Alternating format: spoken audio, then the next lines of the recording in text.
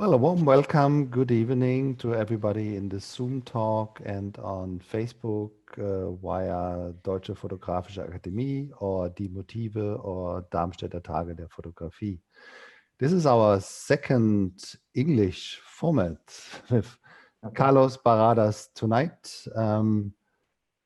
Originally from Portugal, but you live in Madrid now, yes, in Spain? Yes, exactly, yes. And Andreas Trogisch in Berlin. So Carlos participated the portfolio walk and was very happy to try out this new format where we turn the structure upside down. So it's the participant, Carlos, doing a portfolio walk with a DFA member, which is going to be Andreas. And then it's Andreas having a closer look at Carlos' work, which will lead into an open discussion between Andreas, Carlos, everybody in the Zoom meeting. And if there are questions on Facebook, you can just type it in. I'll pick it up and I feed it back into the Zoom meeting. So it's up to Carlos. Welcome. Good evening. Hello Please. to all. Thank you very much. First of all, let me congratulate the DFA for its 100th year, which is a beautiful age, of course. And if we need any more excuses to talk about photography, here we go with a lovely week on photography. Unfortunately, I don't know German, but you know, let's just enjoy images and these words. Nice to see you, Boris. Nice to see Wolfgang again, which I've met 2 years ago at in Düsseldorf. And it's a pleasure to be here with all of you. Thank you very much. Andreas, thank you very much for accepting my my invitation, which in a format that I'm really looking forward to experience for the first time. So let me just share the screen here. Here it is. Okay. Okay, I think it's, is it done? Yeah, okay. So when selecting one of the DFA members for the reverse portfolio walk, I came across Andreas's work, and it was, wait, why is this not, okay. I was, to say the least,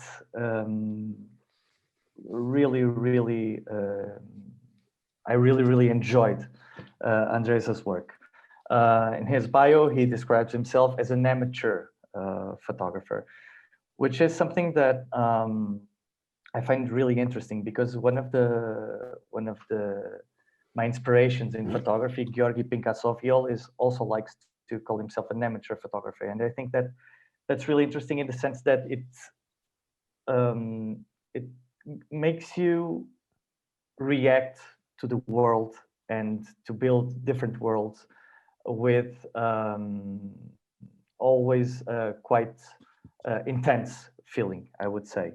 And what I think it's really interesting about Andreas's work is this idea of the depth of his photographs, the mystery in his photographs, the different layers, I mean, not only aesthetically, but also in terms of psychological meaning, of emotionally charged images, which make it, in my opinion, a very dreamlike world.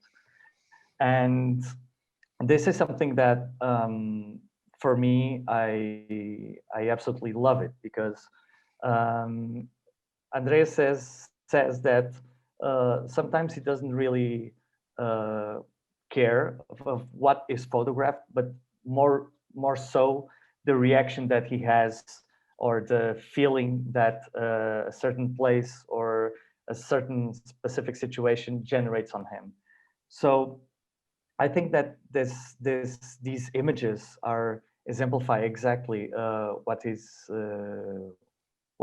words are, in the sense that they are dense images. They reveal this depth of an emotional charged situation, but also in the sense of the photograph itself, the overlapping of these different layers. He also says that he reacts aesthetically to things, and which is really interesting because I found many images, for instance, of circles. These three are examples, but there's also another one which resembles Jupiter.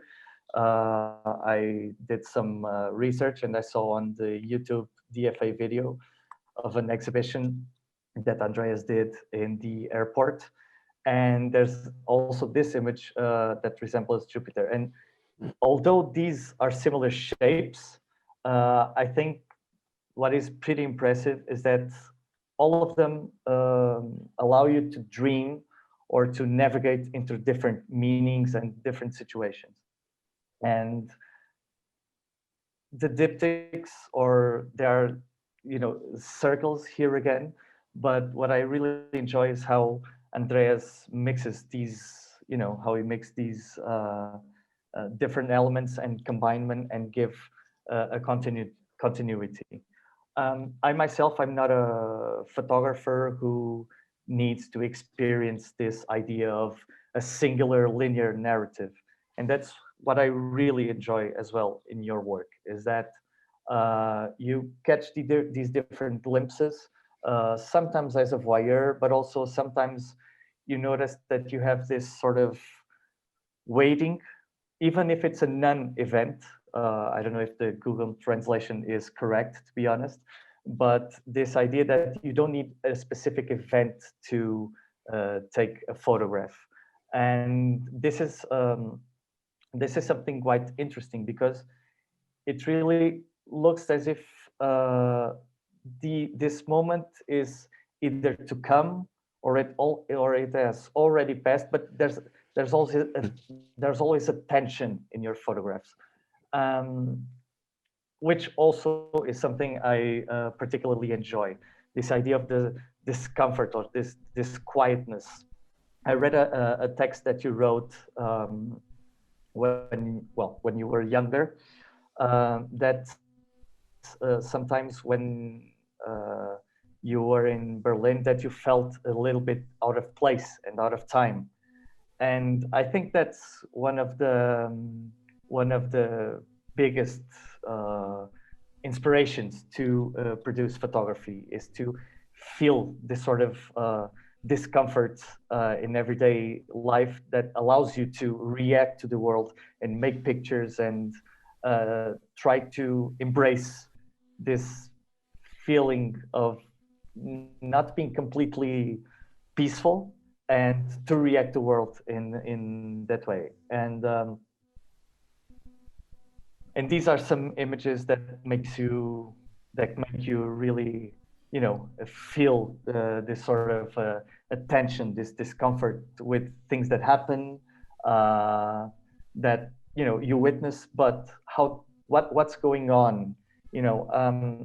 I think that what your photographs transmit often is this idea of you can't really grasp in an instant or in 2 or 3 seconds what's going on, and I love that. I mean, sometimes someone looks at your photographs, and then you look once, but then you look again, and then you look 3 times, and it's almost like a song in which every time you hear this song, you catch another detail, and then another detail, and then another detail, and the more you listen to it, the more you start to seize these different elements, either aesthetical elements, either in terms of meaning. And I think that your photographs are really timeless. I think one of the characteristics that I enjoy about photography is the fact that there are photographs and photographers that produce images that are timeless. They will survive the test of time. They will survive historical seasons. They will survive events. And this is something that really stood out in my opinion. And for instance, these details, I mean, this image in itself, it's of course it's interesting by itself aesthetically and all, but there's also this detail of the little white thing in the shorts that you know what Roland Barthes described as the punctum, right? Which is something that, you know, the element that gets the image to a different, totally different dimension. But also this kind of desperation. I like literature, for instance, that really brings this idea of the human remains. You don't have to have people in images to notice the presence of people. And I think your images, even the ones that are static, like more quiet, you always notice the presence of human beings, even if events that had long gone, maybe 10, 20, 30 years ago, who knows. And so you really reject the obvious in your photography. I like very much a writer, Cormac McCarthy. He has written The Road, and you know, Cormac McCarthy always has this sort of apocalyptical scenarios, you know, of life that was once past, and sometimes your photographs draw me to this idea of something of a post-apocalyptic scenario as well. And these two images are definitely illustrative of this feeling. But also the idea of Jean Baudrillard, like the simulacra and simulation. And I love this image because it's static, it's ruins as well, human remains. But initially, it's not clear for me if this image is, if these walls, it looks like they're made of concrete, but you're not really sure about if the other one's made of, it could be made of paper because you don't really catch the three-dimensionality, let's say, of the wall itself.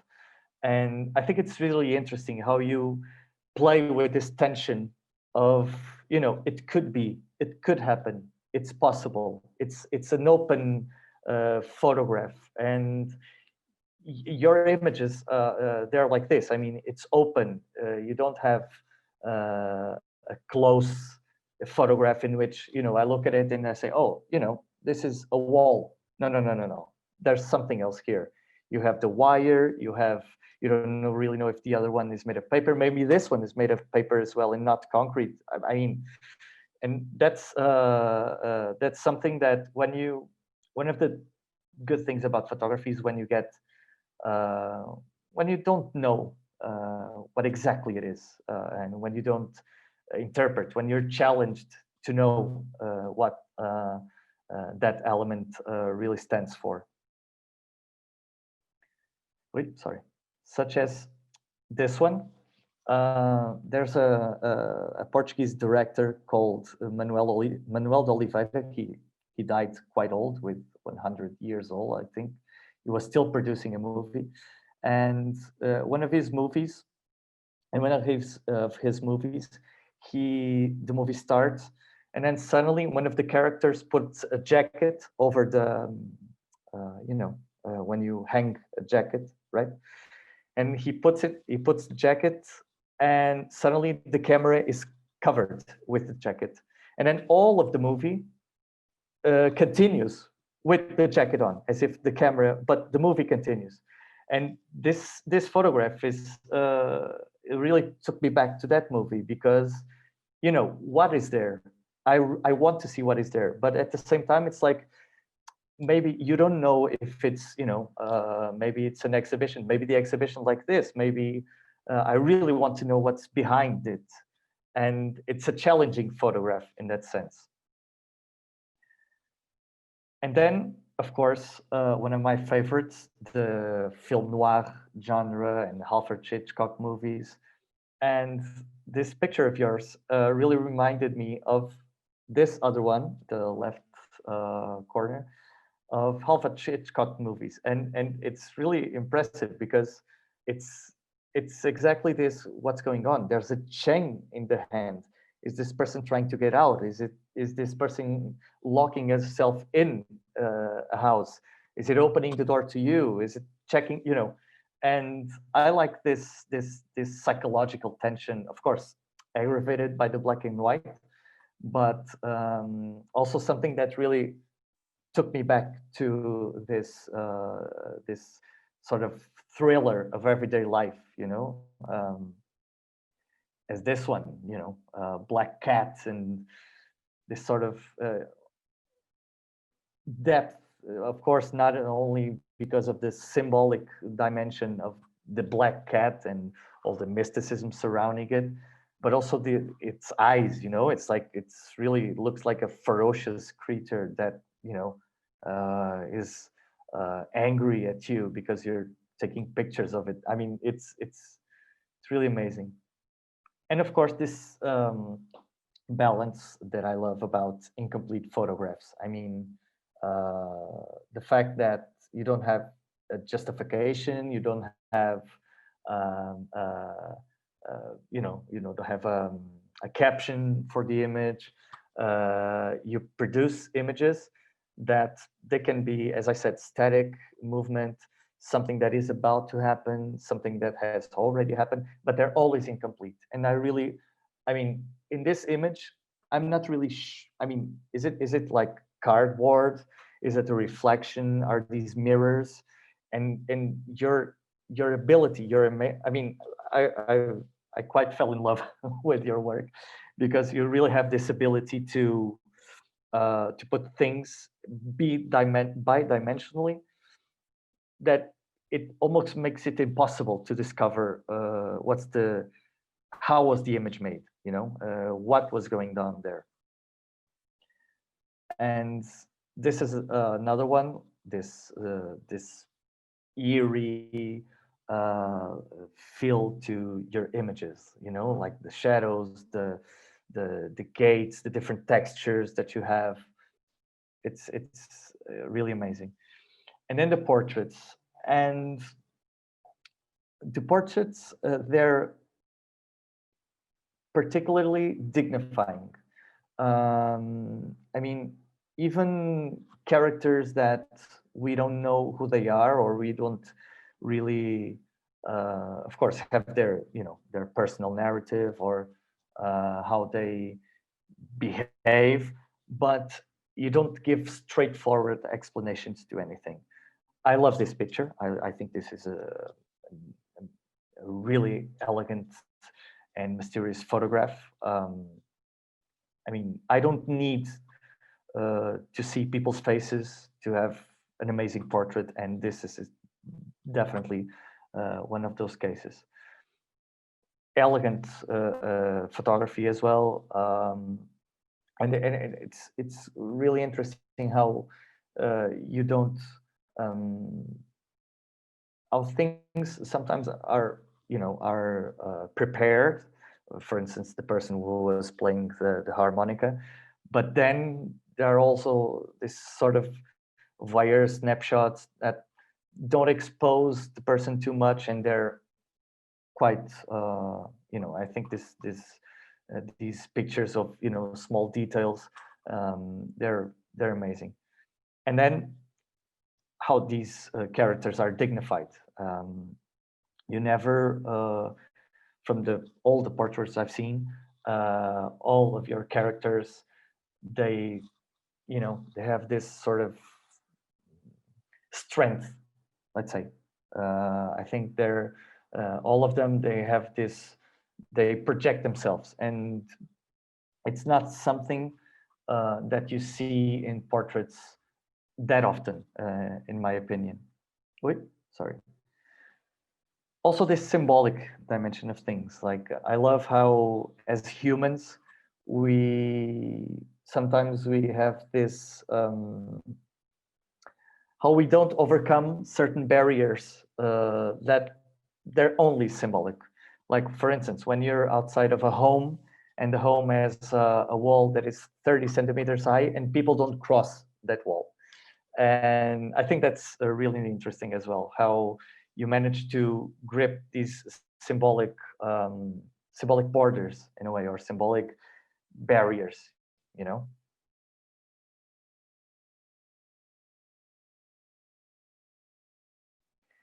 And this is a diptych that I really liked. In your website, you have first the left image and then the right image. And I really enjoyed how instead of putting one single image, how you played with this and how you put the left side image and then the right side image. So it really makes this weird balance that I particularly enjoyed, you know, and you know, particularly being a coffee and apparently, you know, coffee releasing the smell or the vapor, whatever. And then you have this sort of, you know, this black cloud down with the graffitis and all. And I really enjoyed it. And to finish this photograph with, I mean, that it's an amazing photograph, and this mask, this fencing mask that this child has. For me, it's like what really brings all the added value to the picture, and I congratulate you because, of course, I mean. You have an amazing career. I'm sorry I didn't know it before, but I became a fan for sure. And I want to thank you very much. Thank you all. Thank you for the DFA. And Dankeschön, I think. Thank you. Wow, that was an amazing lecture, Carlos. Thank you very much. Thank you. Andreas, looking forward. Carlos, could you stop the screen sharing? Oh, yes, of course. I'm sorry. Okay. First of all, I have to thank Carlos for this really deep research he did. He found some things that I never seen that way. I have to ask you about that later. Yes, I think we don't have any time to lose, so I start my screen sharing, and hopefully it will work. We tested it with Vorschau. Now I lost the Vorschau window, so I share the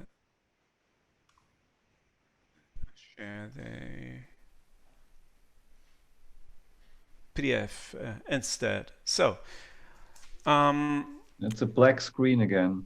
Black screen again. Yes. Shit. And again, black screen. Yep. Okay, so we have to redo all this.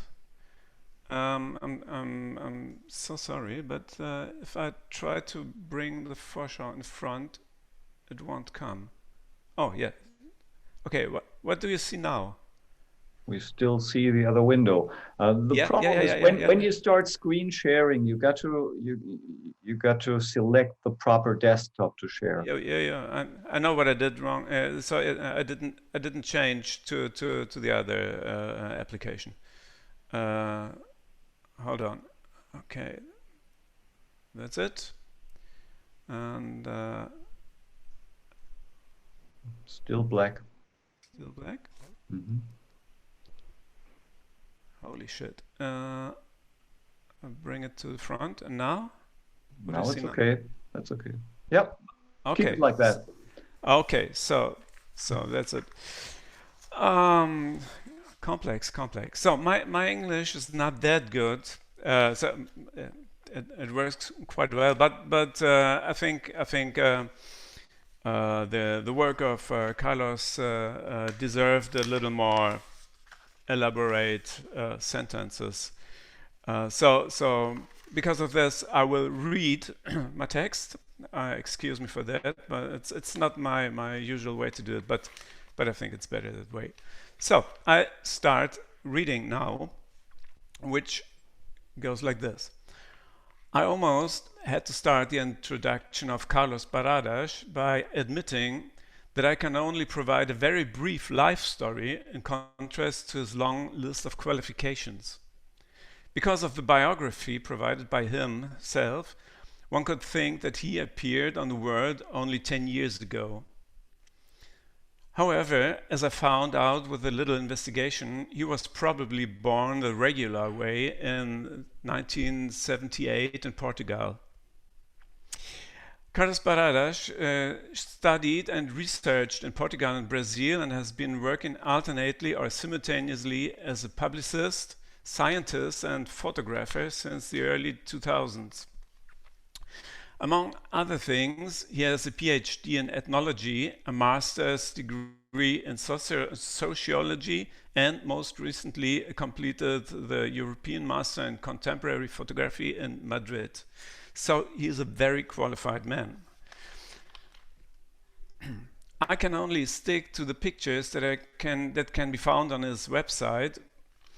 There are 4 series with 8 to 14 pictures each. I would like to briefly introduce 3 of them with 3 pictures each. I start with the last series, true to my bad habit of leafing through photo books from back to front. From the white side, with the previews, I fall into a black hole. A cold, artificial sun shines on a stage-like nocturnal scene. Oops. My associations with me went through. Lit up a stage-like nocturnal scenes photograph along the EN1, the National Road 1 from Lisbon to Porto. At this point, I have to make a small comment. As a photographer to whom the composition of the images is extremely important, I need the image format as the most important part of the composition for orientation. Carlos Barradas should therefore please forgive me if I destroy his immersive cinema-like presentation and show the motifs as they would appear on an exhibition wall. Nacional The familiar furniture of industrial society shines out of the tarry black of the night. Car cemeteries, mobile snack stands, loading ramps, warehouses, petrol stations, sparsely populated by night workers and lonely cowboys with their self-pimped middle-class sports cars. The highlight, however, is a water tower that resounds inaudibly into the sky as a gleaming white trumpet and shows the aliens their way into the undergrowth. The fact that not all of the pictures were taken on the N1 in closer inspection does not in any way harm the credibility of the series. This is not about documentation, but about calling up a reality that only becomes a reality through the reality of these pictures. I jump to an insufficient response, a series of 14 images that relate to an enigmatic text, the mood of which is very close to the images we have just seen. I'm still working on linking the text to these images here. What I can see, however, is a certain relationship to the work of Paul Graham. For example, his leaps in distance between near and medium views. I also see Vivian Sassen and William Eggleston waving briefly. Oops, sorry. Fairy Tales, a well-chosen title for a series that, to me, is its densest and most original. When looking at it, the feeling of my crossings became irresistible. The waiting, the tiredness when casting off before sunrise, the smell of oil and seawater, the roaring and squeaking of steel sheet, and the rush hour when leaving the ship.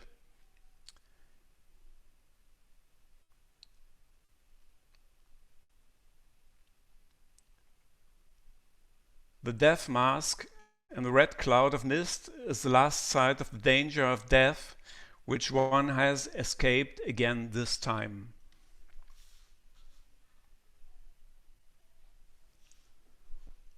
And that's it from my side.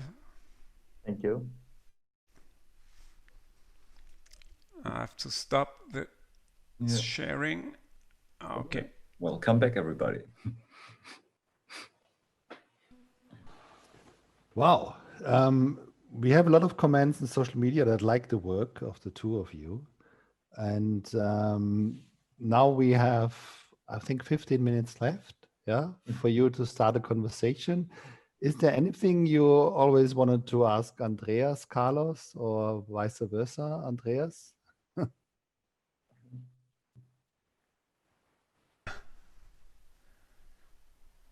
Oh, well, okay, I can start. There's definitely a continuity in black and white. I saw that you have one work, I think, in color. There's some more. There's some more. Yes, but yeah, not that prominent. So your choice for black and white has been the most, definitely the most constant, let's say. Any particular reason? Has to do with how you feel more comfortable, suits your goals better?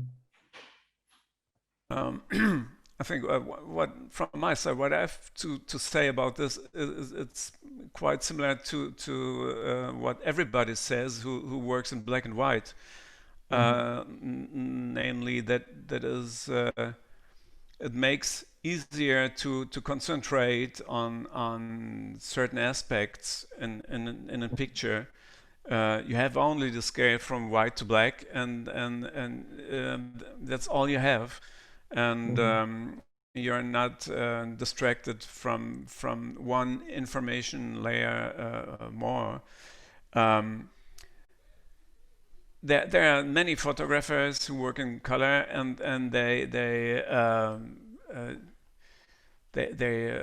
see it totally different, and you know what Joel Meyerowitz did and in research to find out if it's better to work in black and white or in color, and then in the end he chose color. Or if you see like Eggleston, if you know the early works of William Eggleston, it looks like the black and white photographs. They look badly without the color. So you can see there's a photographer waiting for the color, and then he became a color photographer. But to me it's the black and white is it's hard to handle. It seems to be easy to handle, but I think it's not very easy. But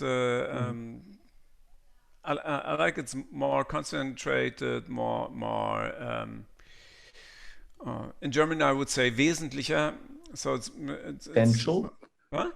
Essential. More essential, okay. Yes, more essential. Okay. I think so. Can be. It can be. Jetzt fehlt mir das Wort. Aufgeblasen, eingebildet, pretentious. It can be pretentious also. So one have to take care. Yes, for sure.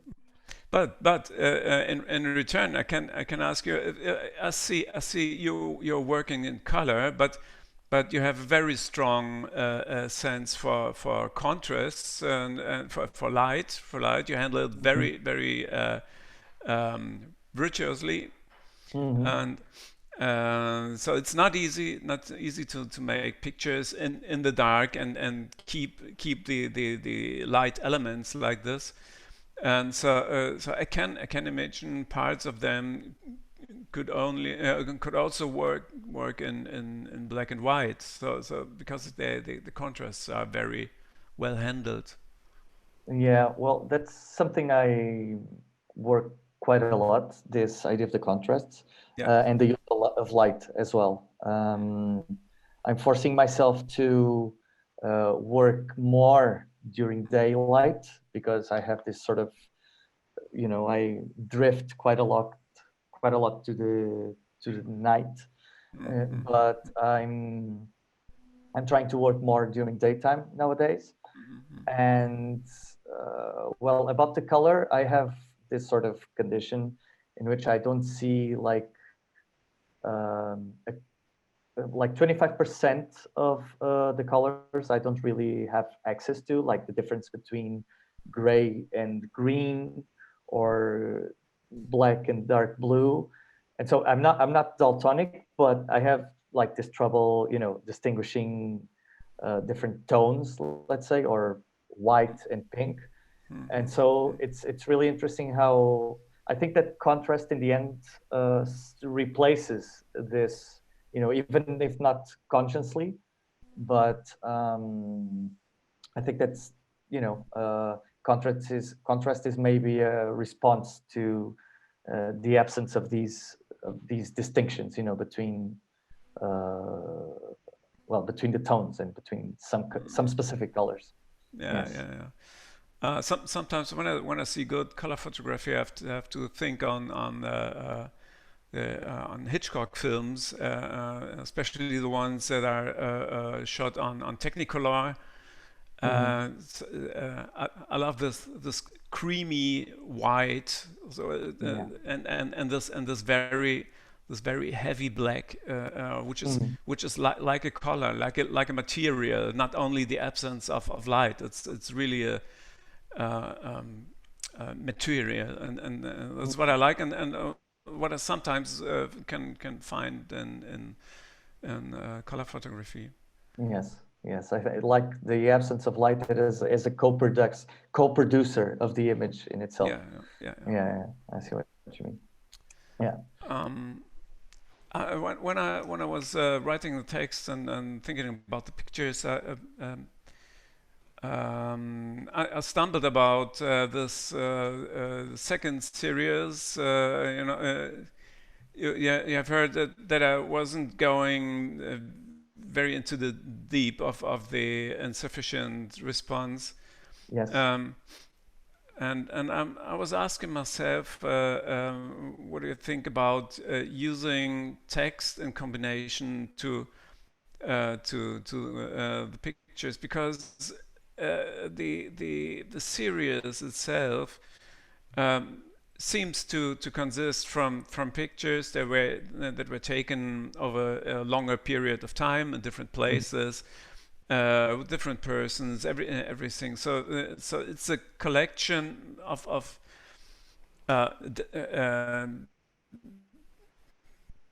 sort of single shots, found material.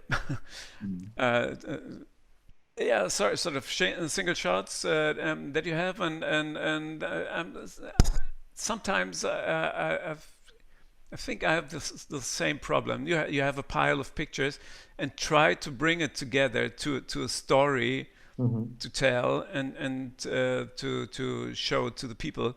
So I always say ein Henkel dran machen, you know, to make a make a handle to it. Huh? To wrap it up. Oh, okay. Yes. No, wrap it up. Make a hook to it or something. What do you think about that?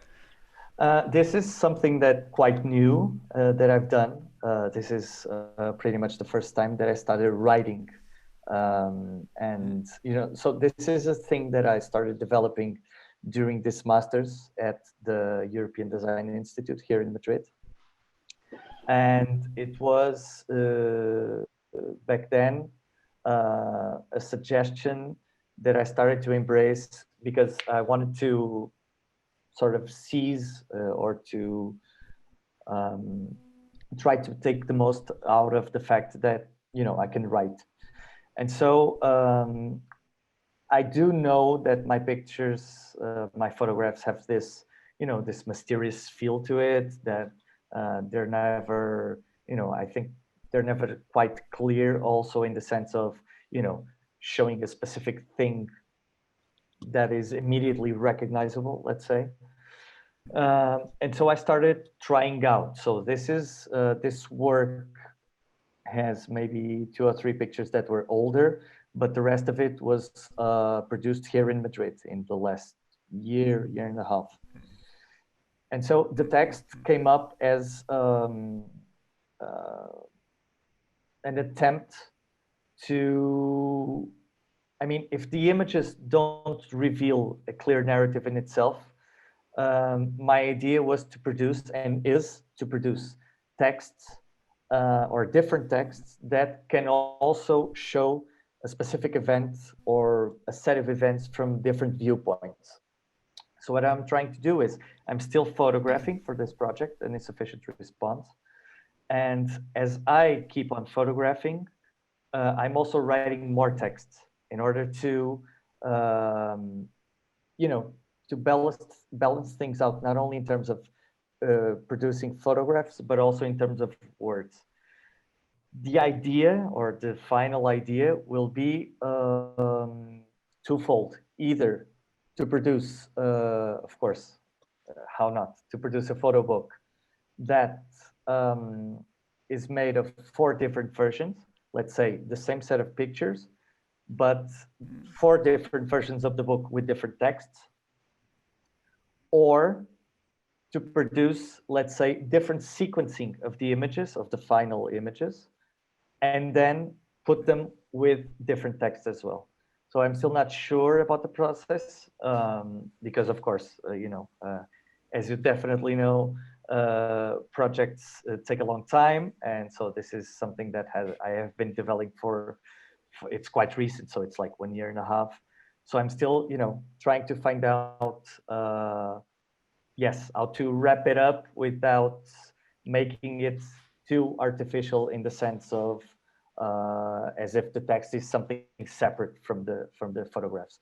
And that's why I like to keep the text open, you know, because I don't want to give any specific conclusions or to provide a reasoning for the story or for the photographs.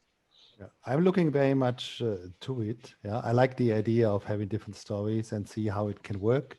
Mm-hmm. I've played with it in the past with video. I had one actress doing the same thing, but every shoot she was a different person with a different narrative. Okay. But it's a long thing to discuss. And what might be interesting for you tonight to come back at 9 o'clock. I know it's in German, but Wolfgang is doing the editing challenge. That means we have like 100 pictures from a DFA member with a work that is not finished. And then we have Wolfgang editing it, making one work out of it. And I think we have 2 more. Yeah, is it Ute and Marcel who do the same? So we have 3 different versions of one project. Even if you don't understand the German, I think just looking at it visually might be interesting. Yeah, for sure. So I really enjoyed this conversation between you. Yeah, it was just flowing. It could have lasted forever.